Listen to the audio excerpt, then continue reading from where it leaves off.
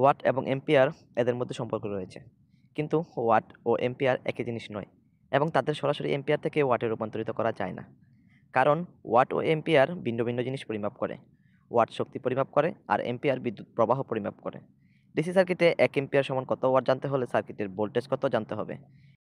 কেননা শক্তি পরিমাপের সূত্রটি হলো P = I × V। এখানে P হচ্ছে পাওয়ার, যার একক হচ্ছে ওয়াট, ওয়াটকে W দ্বারা প্রকাশ করা হয়। I হচ্ছে বিদ্যুৎ প্রবাহ, যার একক এম্পিয়ার, যাকে A দ্বারা প্রকাশ করা হয়। V হচ্ছে ভোল্টেজ, যার একক ভোল্ট, যাকে V দ্বারা প্রকাশ করা হয়। তাহলে সূত্র অনুযায়ী বলা যায় 120 ভোল্টে 1 এম্পিয়ার সমান 120 ওয়াট, এবং যখন 230 ভোল্ট হয় তা 1 এম্পিয়ার সমান 230 ওয়াট, যা আমরা সূত্র অনুযায়ী ভোল্টেজ এবং এম্পিয়ারকে গুণ করে পাই। তাহলে আমরা বুঝলাম ভোল্টেজ বাড়লে বা কমলে 1 এম্পিয়ার সমান কত ওয়াট, তার মানও বাড়ে বা কমে। আবার একটা এসি সার্কিটে ওয়াট, ভোল্ট এবং এম্পিয়ারের মধ্যে সম্পর্ক লোডের ধরন এবং পাওয়ার ফ্যাক্টরের উপর নির্ভর করে। তাই 1 এম্পিয়ার সমান কত ওয়াট রূপান্তর করতে হলে P = V × I × PF এই সূত্রটি ব্যবহার করতে হবে। এখানে PF হলো পাওয়ার ফ্যাক্টর। পাওয়ার ফ্যাক্টরের মান 0.8 ধরা হয়, কিন্তু তা কম বেশি হয়ে থাকে, যা 0 থেকে 1-এর মধ্যে হয়ে থাকে। তাই পাওয়ার ফ্যাক্টরের মান কম বেশি হলে 1 এম্পিয়ার সমান কত ওয়াট, তার মানও কম বেশি হবে।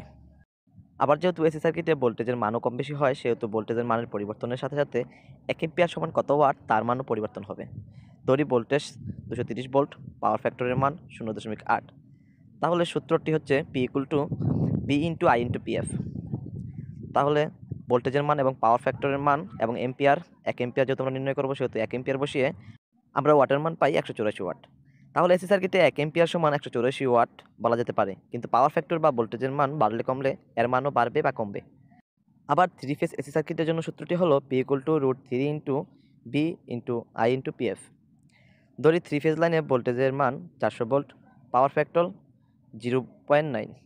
আমরা আগেই বলেছি পাওয়ার ফ্যাক্টরের মান কমতে বা বাড়তে পারে, সেহেতু এখানে একটু বাড়িয়ে 0.9 ধরলাম। তাহলে উপরের তথ্যের ভিত্তিতে 1 এম্পিয়ার সমান 623.5 ওয়াট 3 ফেজ লাইনে। তবে ভোল্টেজ বা পাওয়ার ফ্যাক্টরের মান পরিবর্তন হলে 1 এম্পিয়ার সমান কত ওয়াট, এর মানেরও পরিবর্তন ঘটবে।